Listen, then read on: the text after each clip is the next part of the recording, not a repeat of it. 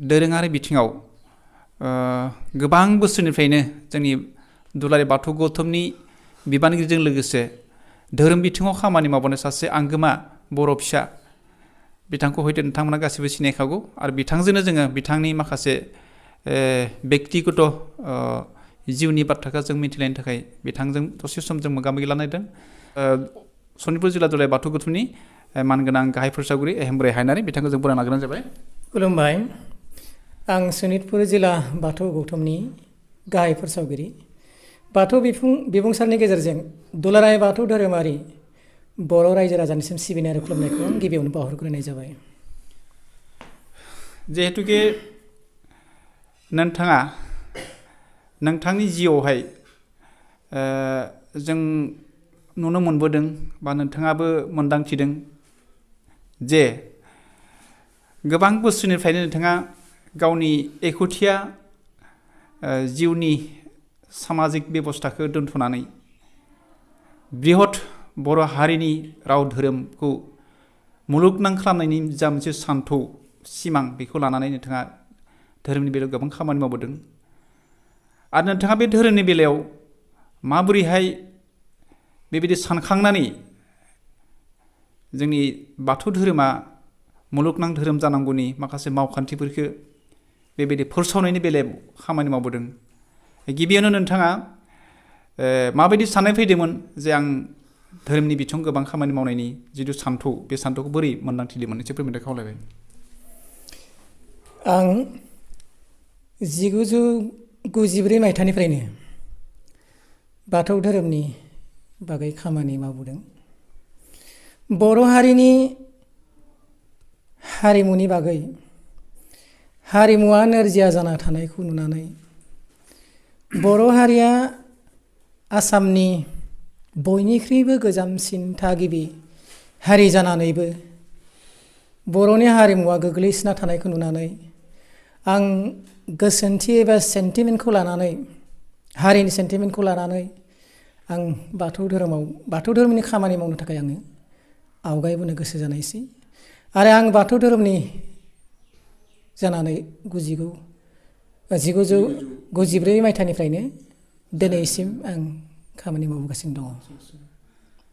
नोंथाङा होनदों जे नोंथांनि जा गाबखांनाय धोरोमनि बेलायाव हारिनि बेलायाव 1995 मायथाइयाव नोंथाङा जिहेतु धोरोमनि 1995 मायथाइयावनो नोंथाङा जिहेतुके धोरोमनि बेलायाव सानखांदोंमोन जे धोरोमखौ मुलुगनां धोरोम खालामनोब्ला निस्सय सोरबा सासे बिनि बिबानगिरि जानानै बिनि गोथौ लामायाव हाबनानै खामानि मावनांगोन होननानै नोंथाङा जिथु सानदों बे खोथाखौ नोंथाङा गावनि मोन्दांथिनिफ्राय फोरमायदों। बेजों लोगोसे मोनसे बाथ्राखौ नोंथाङा सोंनो लुबैदों नोंथाङा धोरोमनि अनगायैबो गुबुन गुबुन खामानि मावनो हायोमोन नाथाय धोरोमनि बेलायाव नोंथाङा खामानि मावनायनि जाहोनखौ एसे फोरमायगोन नामा? जाहोना बेनो आङो दहायनो गिबियावनो बुंनाय जादों जे बर' हारिया जेसेबांखिनि आसामाव सिनायथि मोननांगौमोन बर' हारिनि सिनायथिया आसामाव जेसेबांखिनि थानांगौमोन बेफोरो गैया जेरावबो नुनो मोननाय जाया। माने बर'नि सिनायथियानो जाहैबाय बाथौ मन्दिर बा बाथौ थानसालि।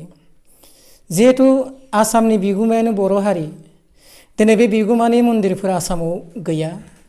जेसेबां नुगोन आसामाव गासैबो आलासिफोरनि मन्दिर गोजा। आं बेफोरखौ नुनानैनो गोबां आङो दुखु मोनदोंमोन आरो माबोरै हागोन जोङो जेनेबा गंफ्रोमबो बर' गामिफोरा बर'नि सिनायथिखौ लाखिनो बा बर'नि थानसालिफोरखौ लुनो बोरै हागोन बेनि फारसे आंबो बे बेलायाव बे खामानि मावनो थाखाय आङो आगान सुरबाय आरो लोगोसे बाथौ धोरोमखौ आङो माने मुलुगनां धोरोम हिसाबै निस्सय बेखौ गायसननो हागोन होननानै आङो आसा खालामो बा बिसास खालामो। मानोना बाथौ धोरोमा मुलुगनां धोरोम हिसाबै आथिखालाव गनायथि मोनाखैब्लाबो बाथौनि जि सान्थौफोर बे मुलुगनांखा। माने बाथौनि बार हा दै सान अख्रां बे मुलुगनां बेखौ मुलुगनि गासैबो जिब जिबियानो बेखौ गनायनो गोनां जायो आरो बेजों लोगोसे गासैबो मुलुगानो थांनानै थायो। ओंखायनो बाथौ धोरोमा मुलुगनां धोरोम जानो हानायनि सान्थौ जि गोथौ गोथौ जि नांगौमोन बे गासैबो दंजोबो। खालि बाथौ धोरोमखौ फोसावनायनि आंखाल आरो बिनि बागै जोंहा बाथौ धोरोमनि बागै खामानि मावनायनि जि स्पिड बेयो जोंहा गोख्रोंनिफ्राय गोख्रों जानांगौनि गोनांथि दङ आरो बिनि बागै खामानि मावनांगौनि जोंहा गोबां गोनांथि दङ आरो बेनि बागै जुदि जों खामानि मावोब्ला बे सानसे मुलुगनां धोरोम जानो हागोन बाथौ धोरोमा, बे आंनाव फोथायनाय दं। धोरोमनि बेलायाव गोबां खामानि मावबोनाय बिहोमानि खोथा नोंथाङा फोसावदों आरो नोंथाङा मा जाहोननि थाखाय धोरोमनि बेलायाव खामानि मावबोदोंमोन बेनि थाखायबो नोंथाङा फोसावबाय। बेजोंनो मोनसे सरजाबनानै नोंथांखौ बुंनो सानबाय, नोंथांनिफ्राय मिथिनो लुबैदों बाथ्राया बेनो, नोंथाङा जिहेतुके गोबां धोरोमनि खामानि मावबोदों बे हिसाबै दिनै दुलाराय बाथौ गौथुम मोनसे आफाद दङ, गामिनि लेभेलनिफ्राय खालामनानै बियाब जिल्ला लोगोसे दुलाराय बाथौ गौथुम सेन्ट्रेल लेभेलसिम दङ। नोंथाङा बे गामि लेभेलनिफ्राय खालामनानै सेन्ट्रेल लेभेलसिम बेबायदि माखासे बिबानफोर मावनाय गोसो दं नामा? आं गिबियावनो 1993 मायथाइयाव जोंनि असे ढेकियाजुलि आनसलिकनि सिङाव थानाय माजरमारि कसारि गामिया 1994 मायथाइयाव बाथौ गायसनदोंमोन। बेनि उनाव बोसोरसे उनावनो 1995 मायथाइयाव ढेकियाजुलि आनसलिकखौ दानाय जादोंमोन आरो बे ढेकियाजुलि आनसलिकनि दाजेनगिरि गायसनगिरि गाहाय नेहाथारिया आंनोमोन। आं बिबान लानानै गिबि खामानि मावजेनग्रोदोंमोन ढेकियाजुलि आनसलिकआव। बेनि उनाव जिल्लायाव खामानि मावजेनदोंमोन आं। जिल्लानि गिबि आङो खामानि मावनाया जिल्लानि दौरि हिसाबै खामानि मावबोदोंमोन। बेनि उनाव जिल्लायाव आङो दिनैसिम दौरिनि उनाव जिल्लानि दौरिनि उनाव आङो प्रमसन मोननानै फोसावगिरियाव प्रमसन मोननाय जाबाय जिल्लायाव। आरो बे दिनैसिम आं बे फोसावगिरिनि बिबानखौनो आं दा मावगासिनो दङ आरो फोसावगिरि जानानै सनितपुराव गासैबो आनसलिकफोराव थांनानै गामि गफा गफि गोथौ गोथौ गामिफोराव थांनानै बा गुबुन गुबुन धोरोमफोराव धोरोम बारस्लायनानै थानाय धर्मान्तर जानानै थानाय बिथांमोनखौबो दा गोबां जों बुजाय आजाय जों बाथौ धोरोमाव लाबोनो हाबाय। बे जाबाय जिल्लायाव खामानि मावनाय। आरो मिरु गौथुमाव खामानि मावनाया जाहैबाय आङो गोबां बोसोर आङो मिरु गौथुमनि हारिमु नेहाथारि बिबानाव आंहा एक्जेक्टलि आंहा गोसोआव गैया खै बोसोर जाखो, खिन्थु आं गोबां बोसोर मिरु गौथुमनि हारिमु लेङाइ नेहाथारि बिबानावबो आङो खामानि मावबोदोंमोन। दासान्दि आङो जिल्ला गौथुमनि गाहाय फोसावगिरि आरो बे खामानिखौनो आङो गोख्रोङै मावगासिनो दङ। जे नोंथाङा बाथौ धोरोमनि जिफोर खामानि मावबोदों, बाथौ धोरोमनि थाखाय नोंथाङा जिखिनि सम होबोदों, बाथौ धोरोमनि थाखाय गावखौ जेब्ला बावसोमदों, बे बावसोमनाय बेलायावहाय निस्सय नोंथांनि गोरबोआव माबाफोर हाबखोमा थानो हानाय बाथ्राफोर दोङो बा बाथौ धोरोमनि खामानि मावनानै नोंथाङा माबायदि मोन्दांथि मोन्दों बा माबायदि जोंनि धोरोम सिबियारि बिथांनिफ्राय अनसायनाय मोन्दों, बे सोमोन्दै एसे फोरमायगोन नामा? बाथौ धोरोमनि खामानि मावनानै बा फोसावगिरि जानानै जि फोसावगिरिनि खामानि मावनानै हारिखौ खौसे खालामनो हानानै गुबुन गुबुन धोरोमाव थांनाय बिथांमोनखौबो बाथौ धोरोमाव लाबोनो हानानै जोबोद गोजोननाय मोन्दों। आरो गंफ्रोमबो बाथौआरि गामिया बर' हारिफोरा दिनै मोनसे समाव सिनायथिया गोमालांदोंमोन, दिनै गंफ्रोमबो बर' गामिया सिनायथि होनो हानाय जाबाय बा गंफ्रोमबो गामिया बाथौ सिबिसालि लुनो हानाय जाबाय, लुलांबाय थागासिनो दङ। दा बेनिफ्राय बाथौ धोरोमा बर' हारिया खौसे जाबाय आरो बर' हारिया गोमालांनाय हारिमुफोरखौ मोनफिनजोब्बाय। जायफोरा माखासे ओनसोलाव हारिमुवा गोमालांदोंमोन, बे ओनसोलनि बर'फोराबो हारिमुखौ मोनफिनबाय आरो बिथांमोना हारिमुखौ नाजावना लाफिनबाय। बेफोरखौ जोङो फोसावनानै जे जोङो बेफोरखौ लाबोनो हानायनि थाखायनो आङो जेनेबा गोसो गोरबोजों आङो फोसावगिरिनि खामानि मावना गोजोननाय मोन्दों। आरो नोंथाङा जिहेतुके धोरोम बिथिङाव खामानि मावनानै गोजोननाय बाथ्राखौ फोरमायदों, गोजोननाय मोन्दों होननानै नोंथाङा गाव फोरमायलांबाय। बेहाय मोनसे खोथाखौ जों नोंथांनिफ्राय मिथिनो लुबैदों। बाथ्राया बेनो जे नोंथाङा 1995 मायथाइनिफ्राय धोरोमनि खामानि मावबोदों गावखौ बावसोमनानै, नङा होमबा?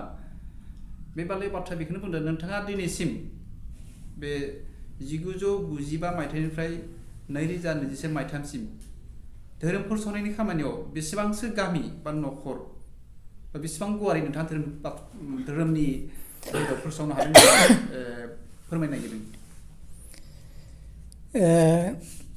1995 मायथाइनिफ्राय 2021 मायथाइसिम 2021 मायथाइसिम दिनैसिम जोङो जोंनि सनितपुर जिल्लायाव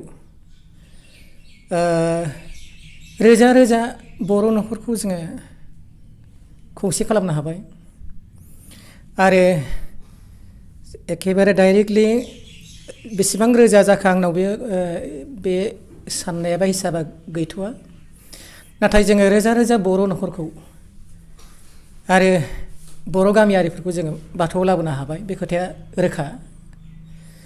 दा आरोबाव एसे दंबावो लाबोनो थाखाय बेखौबो जोङो बावैनो लाबोनो हागोन होननानै जोङो आसा खालामदों आरो फोथायनाय दङ आरो। नोंथाङा होनदों जे गोबां सनितपुरनि बर'फ्रा जिहेतुके बाथौ धोरोमारि नङामोन नाथाय नोंथांनि नाजानायाव नोंथांनि बावसोमनायाव गोबां रोजा रोजा बर' न'खरफ्रा सुबुंफ्रा बाथौ धोरोमाव फैबाय होननानै नोंथाङा फोसावदों। मोनसे धोरोमनि खामानि बा धोरोमनि सानथौखौ फोसावनोब्ला धोरोम बिथिंनि खामानि मावनोब्ला निस्सय बे धोरोम बिथिंनि सायाव फोसावग्रि बिथांनो गोबां धोरोम बिथिंनि रोंगौथि थानाय जानांगोन नङा होमबा? अब्ला नोंथाङा बे धोरोम बिथिंनि खामानि मावनायनि बेलायाव बे धोरोमनि माखासे रोंगौथिफोरखौ धोरोमनि माखासे सान्थौफोरखौ धोरोमनि जिथु आर्ट बेखौ बबेनिफ्राय नोंथाङा खनसायदों होननानै फोरमायनो नागिरदों। मोनसे धोरोमा धोरोमल' जानानै जाया धोरोमखौ फोसावगिरिफोरबो थानांगोन आरो जुदि गैयाब्ला बे धोरोमा मालाबाबो बे जौगानो हानाय नङा आरो बे धोरोमखौ रावबो मिथिनाय नङा आरो बे धोरोमखौ रावबो नाजावनाय नङा। मोनसे धोरोमखौ फोसावनो आरो गोसार होनो थाखाय सेथियावनो फोसावगिरिनि गोनांथि जायो आरो लोगोसे फोसावगिरिनि थाखाय बे धोरोमाव जिउनि राहाफोरबो थानांगौ। जोङो फोसावगिरि जानानै जोङो हाजासिम जों जिउ बाउसोमनानै जों दिनैसिम जोङो फोसावगासिनो दङ। जोंनि धोरोमाव दासिमबो बेबादि हयथ' सोलोखान्थि बानायफेराखै बा बानायनाय जाथ'वाखै जे फोसावगिरिफोरनि इयुन भबिष्यतनि जिउ राहा बिथांमोननि गासैबो जाहाथे फोसावगिरिफोरा जिउनि थाखाय मोनसे राहा थानांगौ बेफोरखौ जोङो हमदांनो हानाय जादों। बेबो थानांगौमोन नाथाय दा बेफोरनि फारसे बानायथ'नाय जायाखै खिन्थु बानायनाया मोजां थानाया मोजां जिउ राहानि सोमोन्दै मोनसे फोसावगिरिनि थाखाय मोनसे बहाय एजेन्डा थानांगौ गौथुमाव आरोखि। आरो बेनो जोङो फोसावगिरि जानानै जोङो न'आव थाबाय थाब्लाल' जाया पार्ट टाइमल' फोसावबाय थाबा जाया फोसावगिरिनि खामानिया दैज्लां मेसें फोसावनाय जानांगोन आरो फोसावगिरिफोरा बिसोरो माखासे मायानिफ्राय माखासे गोजानाव थानांगोन आरो बिसोरनि खामानिया एनि टाइम फोसावबाय थानाय जानांगोन। जुदि बेबायदि फोसावगिरि गैया बेबायदि फोसावनाय जुदि मोनसे थाखो थाया बे धोरोमा माब्लाबाबो जौगानो हानाय नङा बेखौ आं हमदांनो हादोंमोन। बेनिखायनो आङो न' बां नागारनानै गावनि संसार नागारनानै धोरोमखौ माबोरै फोसावनो हागोन माबोरै गोसारहोनो हागोन बेनि फारसे आङो गोसो मोदोम जिउ होनानै आं दिनैसिम फोसावगासिनो दङ। बागै गोबां फोसावगिरि जानानै खामानि मावबोदों बा धोरोमनि गोबां सान्थौ नोंथांनियाव निस्सय दोङो बिनि सान्थौनि गोथौ ओंथिफ्रा नोंथाङा हाबखोमानानै दङ। बे बेलायाव मोनसेबो बाथ्रा नोंथांनिफ्राय मोन्थिनो लुबैदों जे बाथौ धोरोमखौ मुलुगनां धोरोम खालामनोब्ला जिहेतुके बाथौ धोरोमा दिनैबो जाबायदि मोनसे अबस्थायाव सहैनांगौ बे अबस्थाखौ हयथ' दुलाराय बाथौ गौथुमा मावजोबनो हायाखै। बाथौ धोरोमखौ मुलुगनां धोरोम खालामनांगौब्ला बेहाय दोरोङारि बिथिङाव जोंनि फोसावगिरि आरो गौथुमा माबायदि बिहोमा थानाया मोजां दं होननानै नोंथाङा सानो?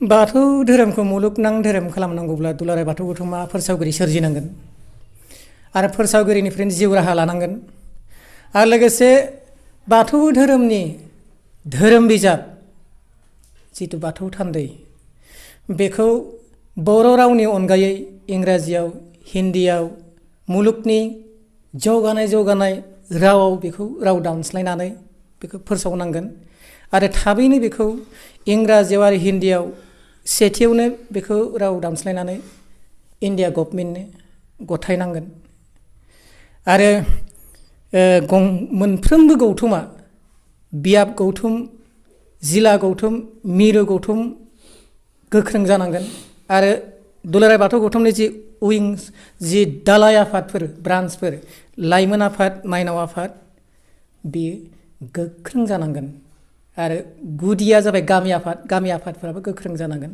बेनि फारसे जों बयबो खौसेयै गोरोबनानै खामानि मावनांगोन अब्ला जिहेतु बाथौनि सान्थौफोरा मुलुगनां धोरोम खालामनो हानायनि बहाय मोनसे बिथा दङ बहाय मोनसे गोथौ बहाय सान्थौ दङ आरो बे सान्थौआ मुलुगनां धोरोम खालामनो हानायाव जोबोद बहाय माने गोरलै जागोन आरो बेखौ मुलुगा बेखौ गनायनानै लागोन जास्ट जों बेखौ मुलुगनि मानसिफोरखौ जों मिथिहोनो थाखाय बेखौ जों बुजायनो थाखाय फोसावनो थाखाय जोंनो गोख्रों फोसावनायनि जों राहा लानांगोन अब्लानो बे सानसे मुलुगनां धोरोम जाहैनो हागोन आरो बेखौ गनायथि मोनगोन। नोंथाङा गोबां धोरोमनि बाथ्राखौ दिनै जोंनि बाथौ बिबुंसायाव फोसावबाय थादों आरो बाथौ बिबुंसानि गेजेरजों नोंथांनि माखासे बाथ्राखौ जों मिथिनो मोननाय जादों बे समाव आरो मोननैसो बाथ्रा नोंथांनिफ्राय निस्सय जोंहा मिथिनो गोनां दङ बेखौनो जों मिथिनो सानबाय नोंथाङा जिहेतुके धोरोमनि खामानि मावबोबाय थादों आरो इयुनसिम मावनायनि थांखि नोंथाङा फोसावबाय बे बेलायाव नोंथांनि सायावबो माखासे आफाद दं जेरै जिल्ला आफाद दुलाराय बाथौ गौथुम मिरु आफाद दं बा बिदिनो गामि आफाद बियाब आफादफोर दं नोंथाङा बे गामि आफादनिफ्राय खालामनानै मिरु गौथुमसिम जोंनि धोरोमारि गौथुमफोरनि आफादजों माबायदि सोमोन्दो दं होननानै दा फोसावनो नागिरदों। आङो मोनफ्रोमबो आफादजों मोजां सोमोन्दो दङ गामि आफाद बियाब आफाद जिल्ला आफाद मिरु आफाद माने मिरु गौथुम जिल्ला गौथुम बियाब गौथुम आरो गामि आफादसिम मोनफ्रोमबो आफादजों आं मोजां सोमोन्दो थायो आरो मोजां सोमोन्दो दङ। दा बाथ्राया जाहैबाय मा फोसावगिरिफ्रा गोबां दुखु दङ गोबां खामानि दङ बिथांमोना जिउ बाउसोमनानै फोसावनाय जायो आरो गावनि जिउखौ बाउसोमनानै फोसावनायाव एसे मिरु गौथुमनि जिल्ला गौथुमनि बियाब गौथुमनि गामि गौथुमनिफ्राय फोसावगिरिफोरनो माबा मोनसे बेबायदिनो राहा बा जिउनि राहाफोर बा माबाफोर अनसुंथाइफोर मोननायनि राहा थायोब्ला जोबोद मोजां होननानै आं सानो थुलुंगा मोननाय फैगोन बर्थमानाव दा खालामथ'नाय जायाखै खिन्थु बेखौ खालामनाया मोजां होननानै आं सानो आरो बे जाथारनांगौ आरो दा बाथ्राया जाहैबाय मा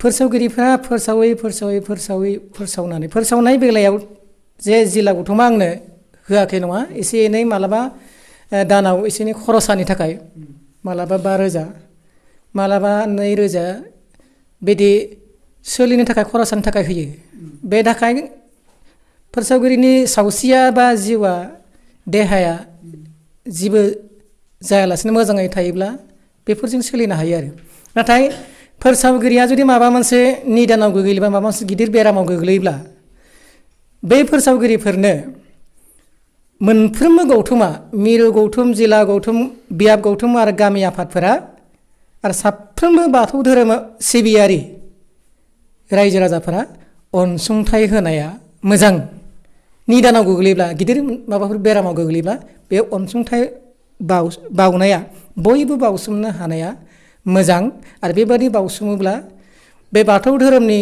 थाखाय खामानि मावनो गोबां इयुनाव फोसावगिरि ओंखारबोगोन आरो ओंखारबोनो थुलुंगा मोनगोन होननानै आं सानो।